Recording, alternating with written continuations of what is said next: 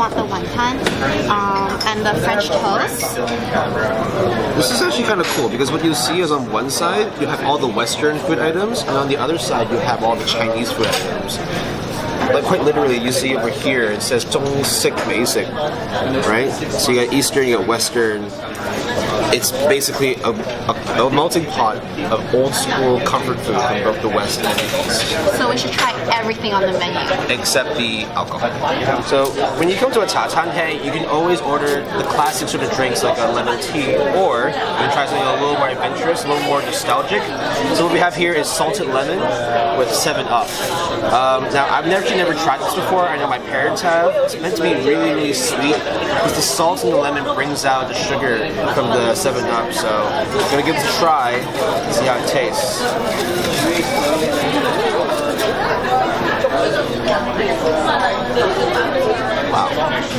Wow, this is interesting. So you don't have much of the sourness, the citrusy acids from the lemon because it's been fermented, it's been soaked in the salt for so long. But what happens then is it brings up a very strong, syrupy, sugary kind of taste. It actually makes the 7-Up even sweeter than it really is. So this is, I wouldn't drink this every day. It'd probably rot my teeth, but it's definitely a very interesting take on the classic soft drink with a classic sort of fermented, salted Chinese staple.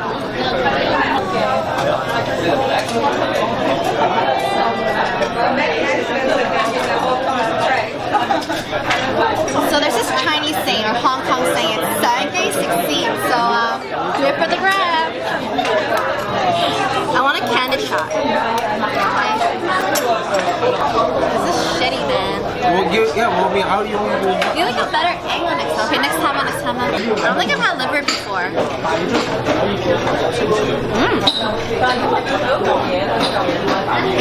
It's definitely different, like the texture from any other meat, but the flavor of it's pretty good. Do you feel that there's a little like irony, metallic taste to it as well? So that's because what it does is it filters a lot of blood. The liver is meant to be filtering a lot of impurities in your body. So therefore there's going to be a lot of irony because it filters a lot of blood. So the ginger is supposed to take away that really strong, funky, metallic smell and taste as well.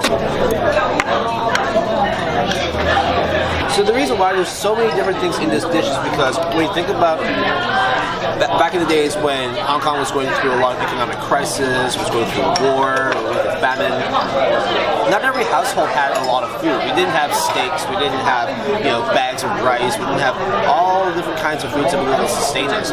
Instead we had little bits of everything. So in order to make it so one piece of meat could serve a whole family, that's how stir-fried came up in the first place, where you chop it up and you season it with a bit of rice, with a bit of veg. So when you only have one bite of rice, one bite of meat, one bite of veg, and 1 teaspoon of salt, how are you going to make a dish out of it? You combine it together. And this is the sort of culmination of hardship, of famine, of war, and at the very end, the necessity to feed oneself. What's that? So this is actually a grilled ox tongue. Now, this is actually one of my favorite pieces of meat on a cow. Especially spending so many years in California, whenever I got tacos, I always got lengua, which is basically ox tongue. Now, ox tongue, when it's not cooked, it's kind of tough. It's a strong muscle, right? But when you marinate it, when you soak it, and then you slow fry it and sear it, it breaks down the proteins and it becomes a very nice, tender, soft piece of meat. You can also see it a lot in Korean barbecue as well. So this is actually starting to become a very popular cut of meat. Do I eat the end? Yeah. This is the underside of the tongue. Oh. So you get a little bit of veiny, a little bit of bloody, but Okay. I'm just gonna put it in my mouth. yeah, put the tongue in your mouth. Put that tongue in my mouth. Wow. So we've eaten so much food. We've talked over the sort of things that I had and I'm not bringing. Now we come to the main dish, this pork chop fried rice. Now, why is this your favorite? Well, it's what Chaan Teng is. It's the west, the east, combined together you get this. You have tomato sauce on the top, pork cutlet with fried rice underneath, baked, and bam, you get the best dish on earth. Wow. But the thing is, what I really like about this place is that you can see it's pork cutlet. And not a lot of places make pork cutlet with their pork chop rice anything. A lot of times it's just simple pork chop. So to actually have the OG stuff, it's so exciting. The tomato sauce is so good. I've had a few pork chop fried rice before. This is what you're top. The rice isn't oily, and it's got just enough egg where it's fragrant, but it's not too eggy. The pork chop itself, you still have a sliver of crispiness on the underside, and it's juicy as well. So it's not dried out, even though it's been deep fried. I'm so full. Yeah, we actually ate a lot of food. Yeah, But we're not going to be leaving this restaurant for like another 5-10 minutes. Because the waiters in Hong Kong restaurants have a knack of looking in every single direction except for their table. Right? So that's why we need to raise our hands to get their attention. One eternity later. Still can't see you. Oh, there we go. So this one's on you? Yeah, sure.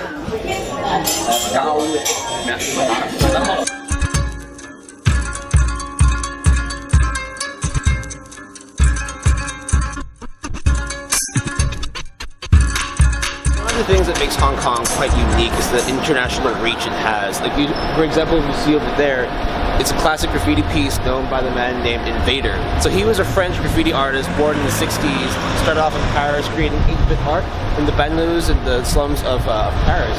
And as you can see now, he's managed to make his reach over to Hong Kong. Now the problem is we don't know if this is a copycat artist or if it actually is Invader, but it's still respect to the OGs. So watch out for this kind of stuff.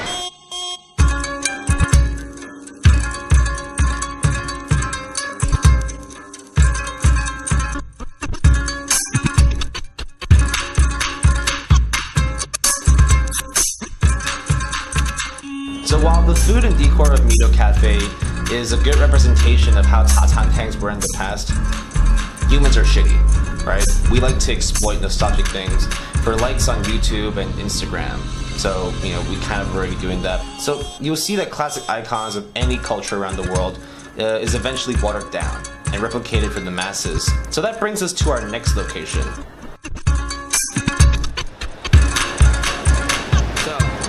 We finally reached our next destination. It's a restaurant that's quite similar in style to Mido Cafe, which is over in Kowloon side. Now we're on the Hong Kong side, and as you'll notice, it's more of an international flair, international atmosphere. You're going to see that quite clearly in this particular restaurant. This one's called Chui Wa, or just Chui Wa Cafe. So it's a similar style in terms of its Chaan Teng, but you notice there's a lot more Western influence. It's got more of a global flair to it. More popular with the Western audience as well. Yeah, so let's go check it out. Fun fact, did you know there's 26 branches of Chui Wa? Wow.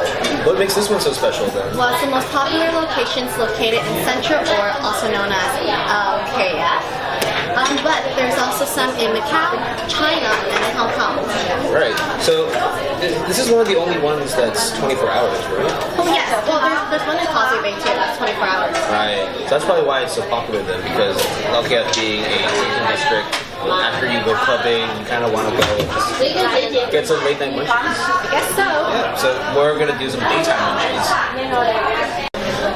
So we already had a quick overview of some classic drinks here, like the iced lemon tea, but now we also want to bring attention to another Hong Kong staple, which is the milk tea. Now, milk tea itself has actually been around for quite a while. Like, it's a British staple. You get your nice Earl Grey, mix it with some milk, a little bit of sugar, and it's a nice afternoon snack, right? Now, Hong Kong milk tea, on the other hand, is a little bit different because we tend to use very strong bitter teas. On average, you usually use about 2 parts Indian tea leaves along with 1 part Sri Lankan tea leaves, so it's extremely bitter. And what makes this, palatable for most people is the fact that not only do they put milk, but they either add sugar or, the traditional one, add condensed milk. So it's very nice and smooth and silky. Now, the problem with this place, on the other hand, is they used to come up with these milk teas in glass bottles, but then they started talking about how it was very difficult to wash them and reuse them. So they found that most people wanted to take their milk tea on the go, so they came up with plastic bottled milk tea.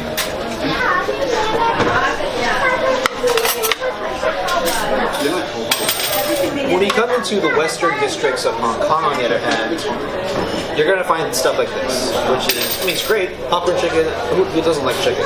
You just don't really see this as a typical Hong Kong dish. It's very much for Western palates. I hope it tastes good.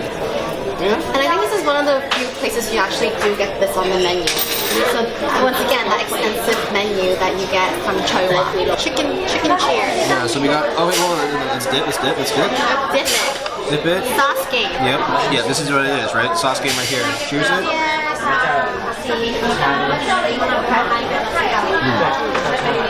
Wow. You can definitely taste they seasoned the chicken before they put the breading on.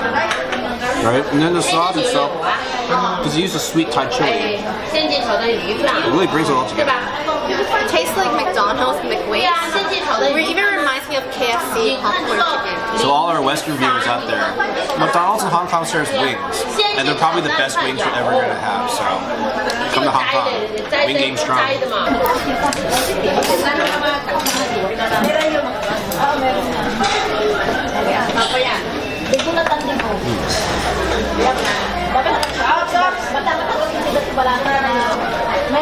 This was actually kind of interesting. Because for the most part, whenever you get mixed XO sauce noodles, it's usually more on the savory, spicy side.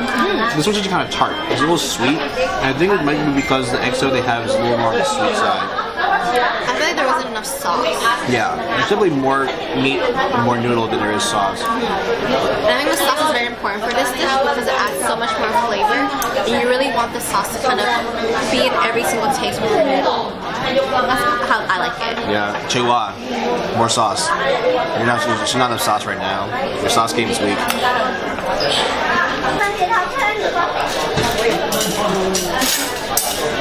Okay, so I've grown up eating really good wonton because my mom knows how to make wonton, and especially since her dad owned a wonton store in Wansai in the past. So let's see if it's up to par.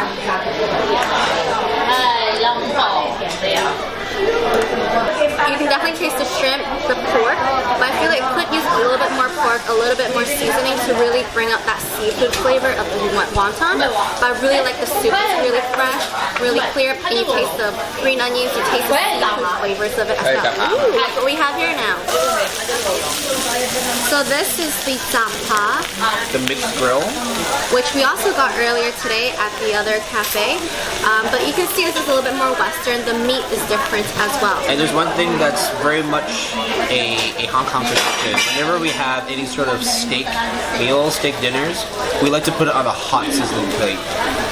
Would you like to do the honors of pouring the gravy on top? Ready?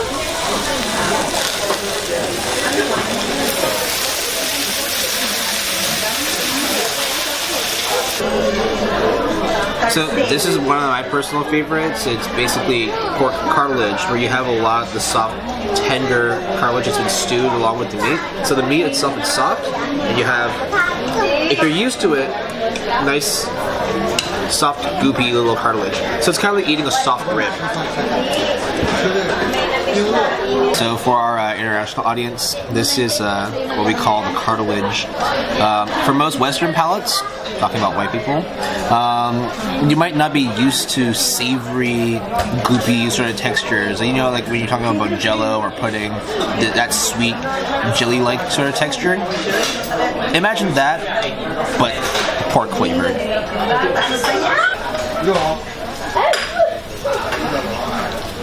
So you know how earlier I talked about how this place is a 24-hour place, right? Mm-hmm. Well, this is also a popular place where if you want to, ensure the night ends well, you take your supposed date on a Choi Wa test.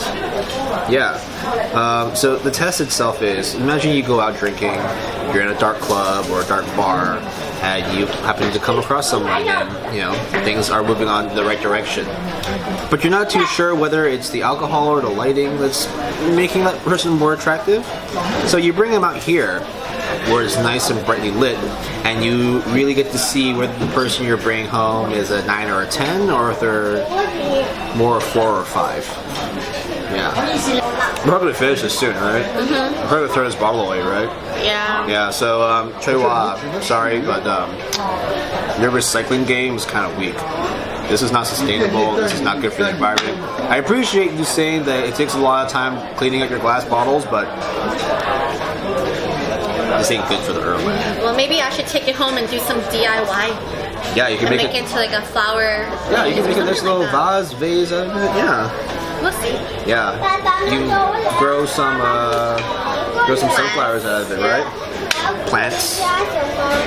Some herbs. Basil. Yes, basil. Do you want to finish it? It's all yours. This is painful. How do people do food challenges? Alright, you know what? Let's just get the bill and go home. Yeah, let's stop out this. Alright. Alright, let's get stop out. Okay, so thank you for watching. We hope you enjoyed this episode. If you want to hit the like button, hit the subscribe button, follow us on our adventures. People in the comments, talk about your experiences at Chaan Teng. What are your favorite joints? What are your favorite foods? People who didn't like this episode, it's fine. Go away. Don't talk to us. Or you can hit us in the catch us in the comments. How about that?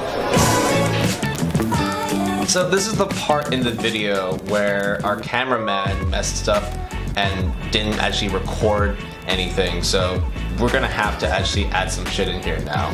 Get it together, Mario. Alright, Six Goddess. Alright, so we hit up both Mito Cafe, we also hit up Choi Hua. What was your take on the restaurants? Which one did you think was, more up to your standard, more up your alley? Personally, I really like Mito because it really brought us back to the olden times of Hong Kong. And you got to really eat the food that I really like the pork cutlet. And what I liked about it is that it's so crispy and it's just the way I remember it when I was a child. Yeah, Hong Kong's history isn't that old, but when you actually look at some of these restaurants and these food items you get on the menus, it kind of brings back a nostalgia that you don't really get from Choi Hua, right? I quite like the modern take of Choi Hua, but that stir-fried noodle, that crispy noodle from Mito, now that was some shit. That was some on-point shit. Damn right.